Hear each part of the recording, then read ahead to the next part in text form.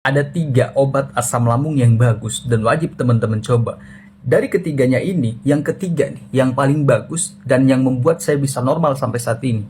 Hampir 2 tahun saya kena asam lambung, yang namanya gonta-ganti obat itu udah banyak banget dan saya udah bosan banget minum obat. Sampai kemudian saya ketemu obat yang ketiga ini nih, yang membuat saya bisa normal sampai saat ini. Yang saya akan rekomendasikan, siapa tahu bukan cuma cocok di saya, tapi juga cocok di teman-teman. 3 obat asam lambung yang bagus itu yang pertama, air putih hangat. Mungkin teman-teman langsung berpikir, kok kenapa saya merekomendasikan air putih hangat? Jangan salah, air putih hangat dia bisa menetralisir yang namanya asam lambung.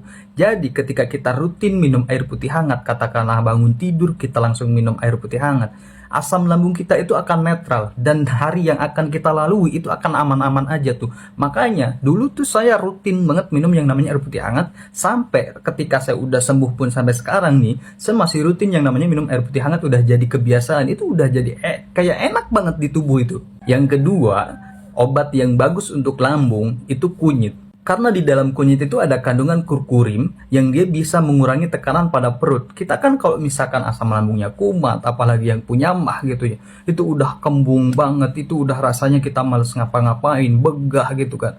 Nah, dengan kita rutin minum yang namanya kunyit, itu bisa mengurangi tekanan pada perut. Cara minumnya gimana? Ya minumnya itu bisa teman-teman potong-potong, dimasukin ke gelas, terus dimasukin air hangat, diaduk aja, terus diminum itu juga bisa.